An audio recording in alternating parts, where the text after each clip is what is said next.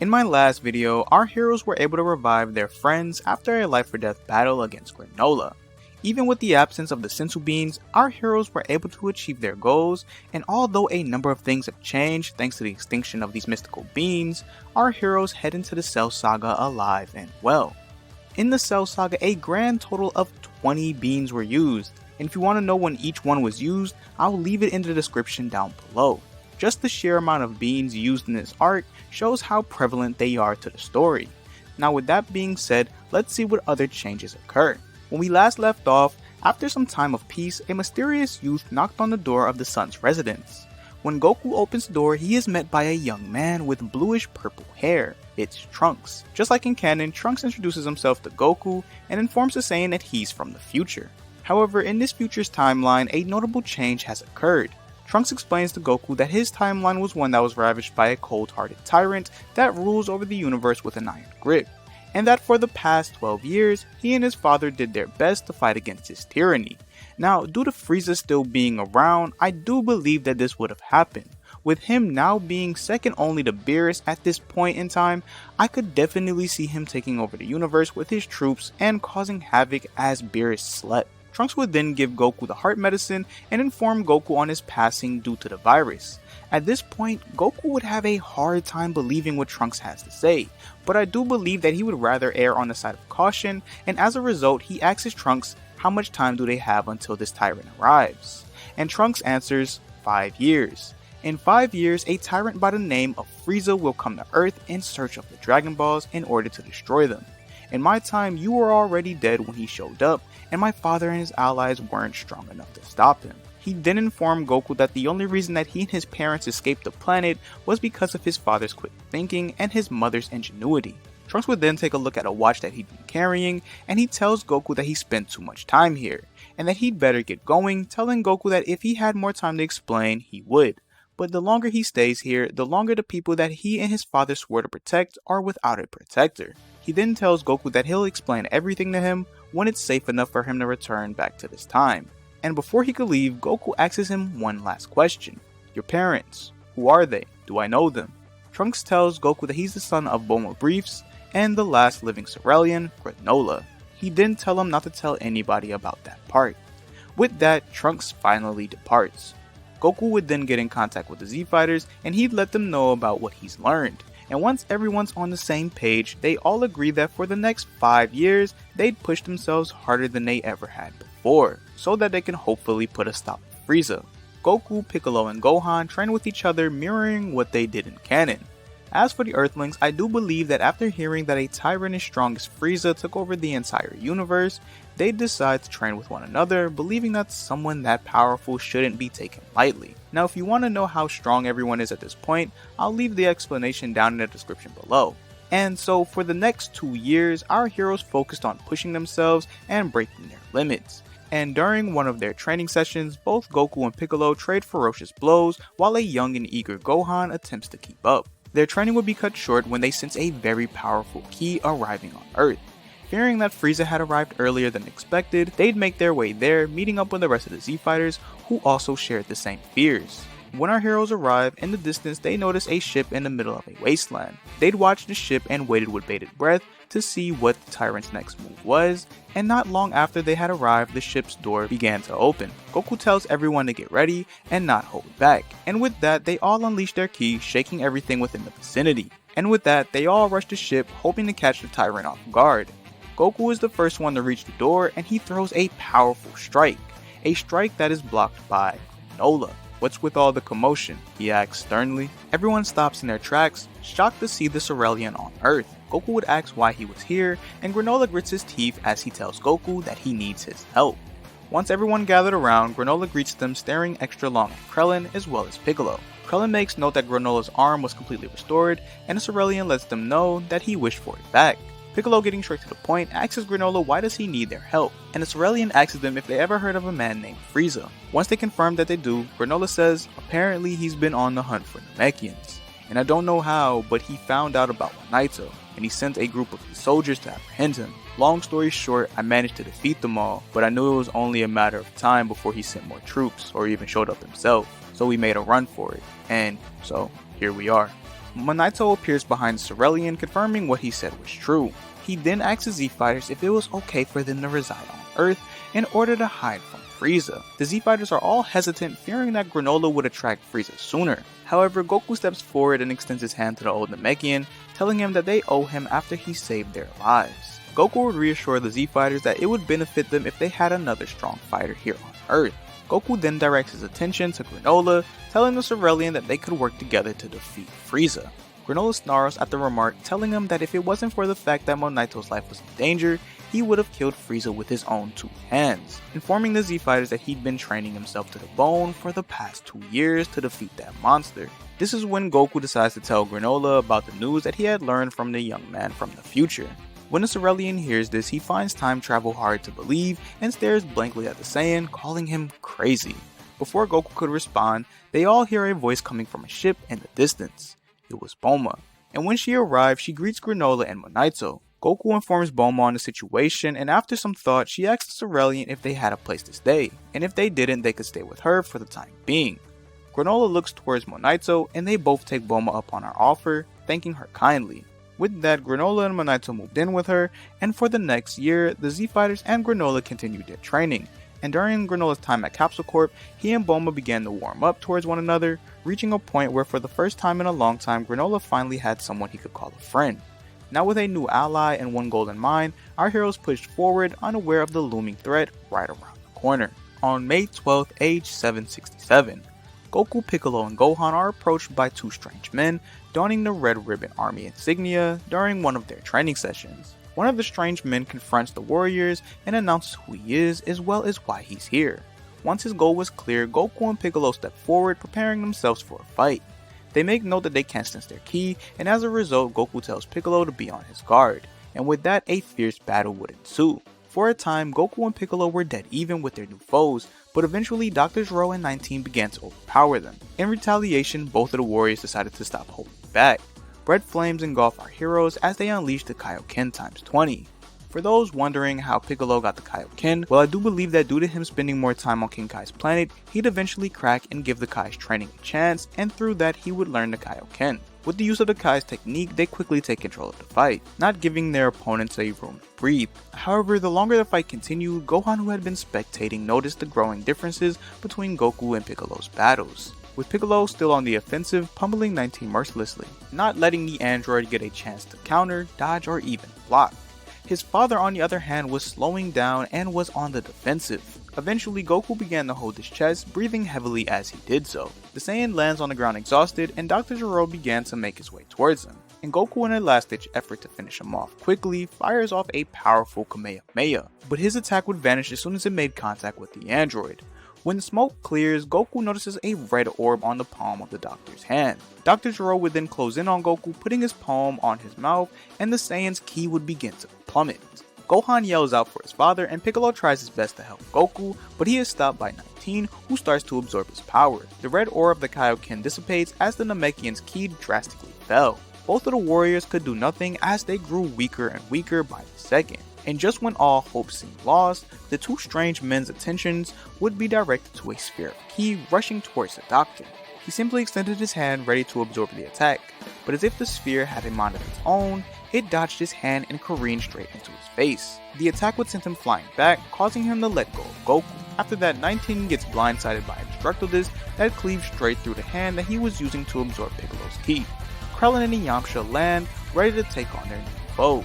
Granola and Tien uses time to save Piccolo and Goku, bringing them to Gohan, and when they do, they notice that Goku is still in a lot of pain, writhing around while holding on to the left side of his chest.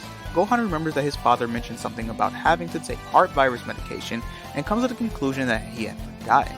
The young Saiyan informs the others about the strange ability that Dr. Gero and 19 used to drain ki, and with that he would take Goku and Piccolo to Goku's house for recovery. Granola and Tien regroup with Yamcha and Krillin, and they tell him what they've learned.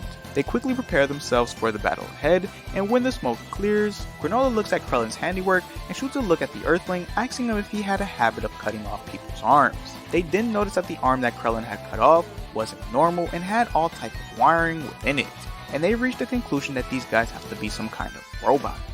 Tien and Krillin decide to take on 19 together, and Granola reluctantly agrees to team up with Yamcha. Dr. Gero laughs at their attempts to try and defeat them, but he is quickly convinced that they might be more trouble than he had thought when both Tien and Yamcha unleash the same red ki that Piccolo and Goku had used. He'd also make note that Granola was a human, noticing the dual red eyes, and he was also extremely strong in his own right. Tien and Krillin rush and overwhelm 19, and through their combined efforts, Krillin with the use of the Destructo Disc managed to cut the android in half, leaving him defenseless, all while Tien charged up a Trident cannon that completely destroys the android. Yamcha and Granola on the other hand completely dominate Dr. Gero with pure strength and Granola's precision shots. With no other options left, Dr. Gero tries to get his hands on Yamcha in order to absorb his ki. However, Yamcha in retaliation quickly increased his Kaioken to times 20, dodged the android's hand, and pierces his own arm through the doctor's midsection. Once Dr. Gero was defeated, the Z-Fighters would gather around him and they began to question him about if he was related to Frieza in any way. However, before they can get any answers, Bulma's plane will grab all of their attention, and Dr. Gero used that time to attack the plane and make his getaway. They all go to save Bulma, and just like in canon, Dr. Gero escapes, but thanks to Bulma they know where his lab was and make their way there. Everyone except for Yamcha, who decided to look at Bulma by bringing her to a safe place. The rest make their way to Dr. Gero's lab, and by the time they arrive, Dr. Gero would have already been killed by 17 and 18. Also, 16 would have already been activated. These new androids quickly make their goals clear, and once our heroes hear this, Granola and Tien step forward trying to stop them. And as if there were nothing, 17 would single-handedly dispose of Granola and Tien even at their strongest. This is because they would still be as strong as they were in canon, due to the events of the Saiyan Saga pretty much playing out as they did in the original canon. The same events play out between Krillin and 18, and the androids would leave them alive.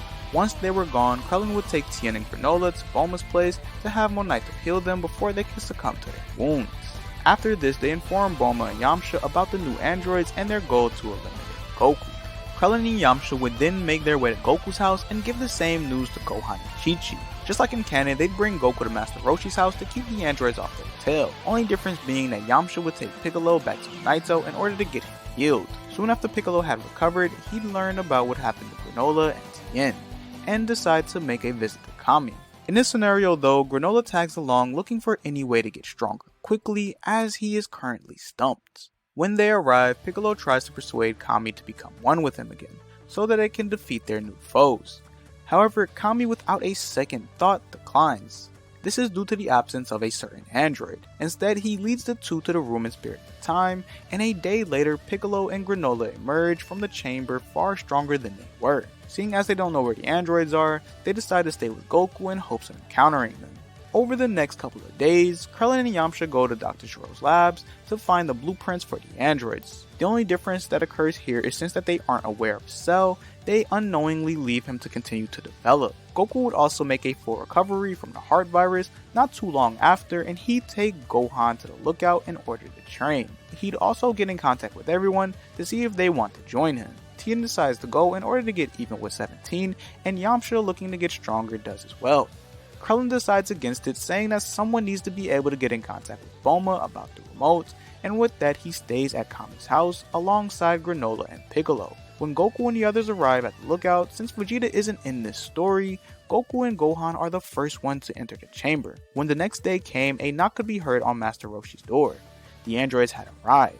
Piccolo and Granola lead the androids to another location, and a battle breaks out between Granola, Piccolo, and Android 17. Piccolo and Granola fight in perfect unison, quickly pushing 17 to his limits, and in an attempt to end the battle, Granola charges up a powerful sniper shot while Piccolo does his best to hold 17 off. However, he gets interrupted by 18, and as a result, Granola activates his second red eye to even the playing field. Piccolo unleashes a times 20 Kaioken to keep up with 17, and for a time our heroes trade blows with the androids, occasionally getting the upper hand. The longer the fight continued, however, the more fatigued Piccolo and Granola became. Unaware of the androids' infinite stamina, the two warriors began to be outpaced, and although they did their best, their efforts wouldn't be enough as the fight would end with 17 and 18 backing our heroes into a corner, and once they could no longer keep up, the duo unleashed a dual ki attack that finishes them off.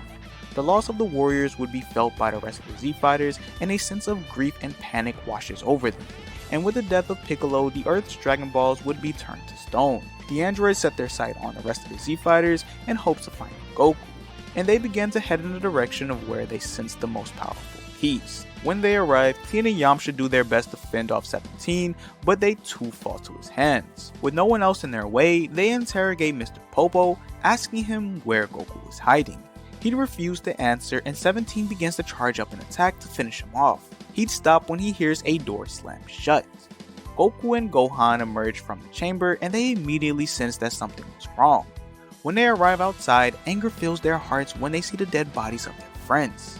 You sure aren't easy to find, you know that? I mean, do you know how many annoying guys we had to kill before we found you? 17 says with a smile on his face. Goku clenches his fist and tells the android that he'll make him pay. And 17 replies, I was hoping you'd say something like that. Goku in a rage unleashed a ×20 Kaioken and bursts forth with tremendous force, closing the gap between him and the android, and lands a monstrous blow, sending him flying. Gohan's eyes turn a sickly yellow, and his anger begins to rise and his power explodes as he enters the Ikari form. He'd rush 18 and a battle ensues between them. You see, with no Super Saiyan form to focus on in the time chamber, Goku decided to focus on two things. The first being strictly to push themselves as they are now, and as for the second one, it was to focus on a way for Gohan to channel the power of the Great Eight. And as a result, Gohan tapped into the Ikari form. Back with Goku, he continues to pummel 17.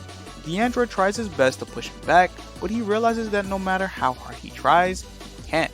Fueled by nothing but anger, Goku continued to beat down 17, every attack stronger and faster than the last one. In his mind, the Saiyan wouldn't stop until the android was dead at his feet. Once back into a corner, 17 yells out to 18 for help, but to his surprise he sees that she was engaged in a battle with Gohan. Goku would continue his onslaught, and once the android could no longer keep up, Goku charges up a powerful Kamehameha, ready to finish off 17. Before he could fire it, he's interrupted by 16, who knocks the Saiyan away. He gives chase and quickly takes control of the fight. Gohan tries to finish off 18 in order to help his father, but 17 joins his sister and they team up against the young Saiyan. They'd brutally beat Gohan until the young Saiyan could no longer fight, and once the androids had their fun, they begin to charge up an attack eerily similar to how they did in the original Future Trunks timeline. Before they can unleash it though, Krillin yells at them to stop. Everyone's attention turns to the Earthling. In his hands was the shutdown remote. 17 and 18 stop in their tracks in fear of being destroyed. Krillin trembles as he contemplates on pressing the button, looking at 18 as he does. Look out, Goku yells, and to Krillin's surprise, 16 had fired off his fist straight at the warrior. It connects, knocking him down and causing him to drop the remote. 16, 17, and 18 seize this opportunity and they all rush towards the Earthling, and Goku gives chase. Krillin stumbles to his feet and reaches for the remote. However, 18's arm pierces right through Krillin's chest not a second later. Goku cries out for his friend as he was too slow to reach him in time, and with his remaining strength, Krillin grips onto the remote and tells Goku that it's up to him. And with that, Krillin presses the button, detonating both of the androids' bomb and simultaneously sacrificing himself. Goku's rage takes over him, and with that, the Super Saiyan legend was born. 16 emerges from the smoke, saddened by the death of his companions. But due to his programming, his attention turns to Goku once again. The android and the Saiyan lock eyes and rush each other, ready to put an end to this, and an intense battle takes place between the two warriors. They'd push each other to their utmost limit, and although both the warriors were pure of heart and both knew the pain of loss, their similarities meant nothing at this moment. With Goku blinded by his rage and 16 a slave to his programming, only one would emerge the victor. As the fight raged on, 16 could no longer keep up with Goku's ferocity, and the Saiyan began to overpower him. And with one last combo that left the android defenseless, Goku began to charge his most powerful Kamehameha, and 16, to injure the fight back, accepted his fate. But the attack never comes. Instead, Goku gives him another chance at redeeming himself, realizing that 16, just like the rest of them, were all victims of Dr. Gero. He extends his hand out to the android, and 16 reaches out, grabbing onto Goku's hand. He then pulls the Saiyan towards him and wraps his arms around him. 16, in a last-ditch effort, prepares to blow himself up to take out the Saiyan. Goku struggles to escape, even going Super Saiyan, but it wasn't enough to undo the android's grip in time. 16 began to count down. 5, 4, 3, 2, 1. Goku looks over to his son, realizing that it was too late, and to his surprise, he wasn't there. Goku feels a sharp wind jet past his face. He looks to see what it was and is met by a headless 16. and behind him stood a Super Saiyan Goku whose foot stood atop the android's head. A loud crunch is heard as Gohan crushes 16's head, putting an end to the android threat. Goku was relieved at first, but when his eyes meet his son's, Goku knew something was wrong. Gohan's eyes glowed a yellow color. Unlike the normal Super Saiyan form, Gohan had tapped into something far more primal, mixing the Akari state with the Super Saiyan form. He lets out a ferocious roar towards his father before collapsing. And after trying to understand what happened, Goku decides to worry about it later. And with the use of Monaito's Dragon Balls, he wishes back everyone who had been killed by the androids. They'd all celebrate their victory, and not long after, they all resume their training. The Earthlings, Piccolo, and Granola maximize the amount of time that they could use the time chamber in order to close the gap between themselves and the Saiyans and their newly awakened power. And for the next 2 years, the Z Fighters continue to push themselves, preparing for the coming battle against Frieza. And with that, this puts an end to this part. This one was a bit longer than I wanted it to be, but hey, what can you do? Anyways, I hope you guys enjoyed it, and letting you guys know now, I'm gonna start working on other what ifs, probably not as detailed as this one, just to stretch my creative legs a little. But yeah, thank you to everyone that watched this video. I hope you had a good day. Peace, deuce, deuce.